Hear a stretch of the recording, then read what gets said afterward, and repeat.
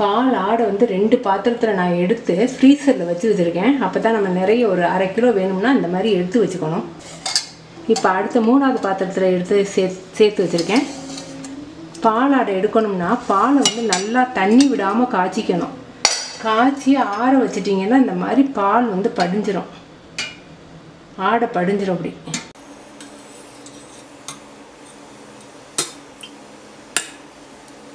இந்த மாதிரி பால் ஆடையை தினம் எடுத்து இந்த மாதிரி சேர்த்துருங்க. நான் இந்த பாத்திரம் நிரம்ப ஊட்டி உங்களுக்கு வந்து எப்படி நான் காய்ச்சறதுன்னு காமிக்கிறேன்.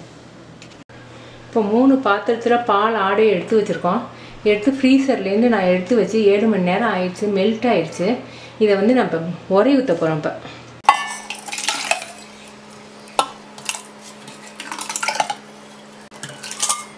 இது கிட்டத்தட்ட 1 மாதமாக எடுத்து வச்சுக்கிட்டு வரோம். டெய்லி அந்த பால் ஆடையை எடுத்து வச்சுக்கிட்டு வரோம். இது வந்து உங்களுக்கு அரை கிலோ வெண்ணெய் கிடைக்கும். 1 டவர் அளவுக்கு தயிர் எடுத்திருக்கேன். இது டிசம்பர் மாதங்கிறதுனால உரைய லேட் ஆகுங்கிறதுனால நிறைய ஊற்றிட்டேன்.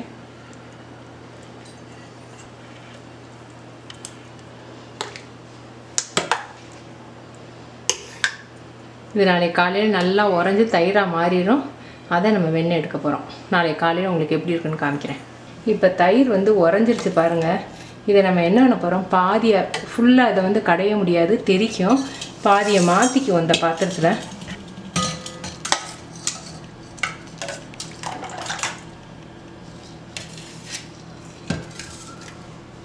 கொஞ்சம் தண்ணி ஊற்றிக்கோங்க. நல்லா 2 டம்ளர் தண்ணி ஊற்றிருக்கேன். இப்படி கடைய வெண்ணெய் வந்து தனியாக திரண்டு வரும். திரண்டு வரும், நான் காமிக்கிறேன். இது பத்தாது, இன்னும் திரண்டு வரணும். 10 நிமிஷமாக கடைஞ்சிருக்கேன். இங்கே பாருங்கள், நல்ல மஞ்சளாக வந்துருச்சு. இப்போ எப்படி நீங்கள் பக்குவம் பார்க்கணும்னா, கொஞ்சமாக இதை வந்து இப்படி கையில் உருட்ட வரணும். உருட்டி அதை தண்ணியில் போட்டிங்கன்னா மிதக்கணும். அது பிரியாமல் மிதக்கணும். உருண்டை அப்படி இருக்குது பாருங்கள். இந்த உருண்டை வந்து கலண்டு தண்ணியில் மிதந்துச்சுன்னா அது உங்களுக்கு பக்குவம் வரல, இன்னும் கொஞ்சம் நேரம் கடையணும்னு அர்த்தம். இப்போ இது எல்லாத்தையும் தண்ணியில் நம்ம போட்டுருவோம். நம்ம பாதி தான் வெண்ணெய் எடுத்துருக்கோம், இன்னும் பாதி தயிர் இருக்குது, அதில் வெண்ணெய் எடுக்கணும்.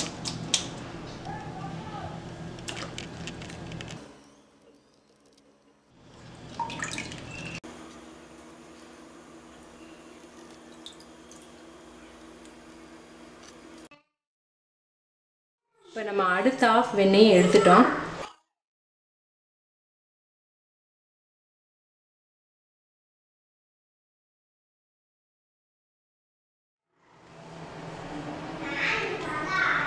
நீங்கள் மோர் கடையும் போது அது திரண்டு வரும்போது கொஞ்சம் தண்ணி 2 டம்ளர் ஊற்றிக்கணும்.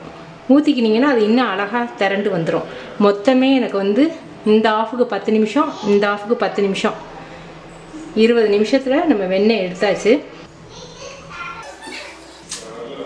இதை வந்து நெய் காய்ச்சறது எப்படின்னு அதையும் காமிக்கிறேன். இப்போ நம்ம எடுத்த எண்ணெயை நான் 2-3 தடவை நல்லா தண்ணியில் அலசிட்டேன். இப்போ நம்ம காய்ச்சிடுவோம். முதல்ல ஃபுல்லாக மெல்ட் ஆகிடட்டும். பொங்கிக்கிட்டு வரும். அதனால நெய் காய்ச்சும் போது கொஞ்சம் நல்ல பெரிய பாத்திரமாக, அடிக்கணமான பாத்திரமாக எடுத்துக்கணும். லேஸ் பாத்திரமாக எடுத்திங்கன்னா உங்களுக்கு ரொம்ப பொங்கும், தூர்லேயும் பிடிக்கும். நுரை அடங்கிருச்சு. நுரை அடங்கி இங்கே பாருங்கள், இங்கே வந்து நெய் தெளிய ஆரம்பிச்சிருச்சு. இந்த மாதிரி ஃபுல்லாக வந்து தெளிவாக நெய் வரணும். இங்கே பாருங்கள், கொஞ்சம் தெளிய ஆரம்பிச்சிருச்சு. இப்போ நெய் வாசமாக மணமாக இருக்கணுங்கிறதுக்காக நம்ம என்ன பண்ண போகிறோம், 1 மிளகாய், கல்லுப்பு, ஒரே ஒரு கல் மட்டும், அந்த அளவுக்கு, கறிவேப்பிலை. இது வந்து இந்த கீழே பாருங்கள் வெள்ளை வெள்ளையாக இருக்குது பாருங்கள், மேலே தெளிஞ்சிருக்கு, கீழே வெள்ளை வெள்ளையாக இருக்குது. இப்போ இதுவும் வந்து அந்த வெள்ளை வெள்ளையாக இருக்கிறதும் மாறிடணும். மாறிடுச்சுன்னா ரெடி ஆகிடுச்சுன்னு அர்த்தம். இன்னும் கொஞ்சம் நேரம் லோ ஃப்ளேமில் நம்ம வச்சுருக்க போகிறோம். நம்ம அந்த வச்சுருக்கிற நேரத்தில் இந்த கறிவேப்பிலைலாம் நல்லா மொறுமொறுன்னு அதிலே கிடந்து வெந்துடும். மிளகாயும் வந்து வாசம் கொடுக்கும். மிளகாய் வந்து உடையாத மிளகாயாக முழுசாக காம்போடு போட்டிருக்கேன் வாசத்துக்காக. கல் உப்பு 1 கல் மட்டும் ஒரு ருசிக்காக போட்டிருக்கேன். அந்த வாசமும் மாறாமல் இருக்கும் அதுக்காக. இன்னும் பாருங்கள், இந்த வெள்ளை வெள்ளையாக மாவு மாதிரி இருக்கு இல்லையா, அது கொஞ்சம் கலர் மாறணும், ப்ரௌனாக மாறணும். அடுப்பை வந்து லோ ஃப்ளேம்லேயே வச்சுக்கணும், ஹை ஃப்ளேமில் வச்சிடக்கூடாது, தூரில் பிடிச்சிரும். இப்போ பாருங்கள் நல்லா தெளிஞ்சு வந்துருச்சு. அந்த வெள்ளை வெள்ளையாக இல்லை பாருங்கள், வெள்ளை வெள்ளையாக இருக்குது, லேசாக ப்ரௌன் கலராக அவங்களுக்கு தெரியும். இப்படி எடுத்தீங்கன்னா வராது.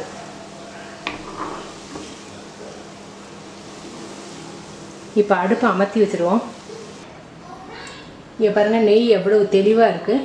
இதை மேலாக இருத்து வடிகட்டிடுவோம். வடிகட்டிட்டு அடியில் இருக்கிறத என்ன செய்யறதுன்னு உங்களுக்கு காமிக்கிறேன். நெய் நம்ம வந்து இருத்துட்டோம்.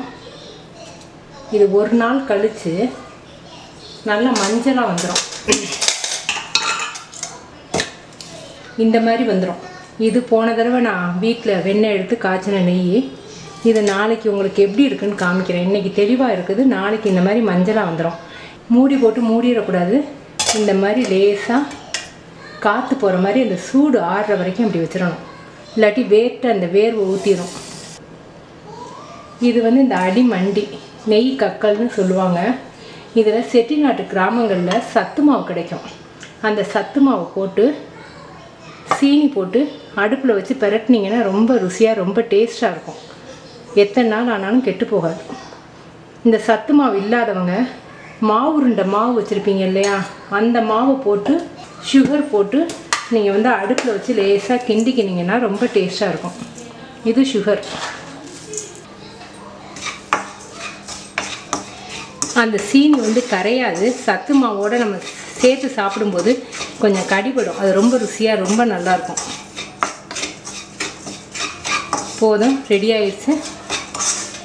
இது ஆறின பிறகு ஒரு டப்பாவில் போட்டு வச்சிங்கன்னா எத்தனை நாள் வேணாலும் நல்லாயிருக்கும். ஒரு வாரத்துக்கு கெட்டு போகாமல் நல்லாயிருக்கும். அப்படி உங்களுக்கு எந்த மாவும் இல்லைன்னு நினச்சிங்கன்னா கூட்டுக்கறியில் புளிக்குழம்பு வைக்கிறீங்க இல்லையா, அந்த புளிக்குழம்பு, சாம்பார், பொங்கல் அதுலெல்லாம் சேர்த்துக்கலாம். வாசமாக நல்லாயிருக்கும். நீங்கள் செஞ்சு பார்த்துட்டு உங்கள் கமெண்ட்ஸை சொல்லுங்கள். அந்த நெய்யை வந்து நான் திரும்ப உங்களுக்கு காமிக்கிறேன் கெட்டியான பிறகு. தின்றதுக்கு நெய் எப்படி இருக்குன்னு பாருங்கள். இதை இப்போ உங்களுக்கு ஊற்றி காமிக்கிறேன்.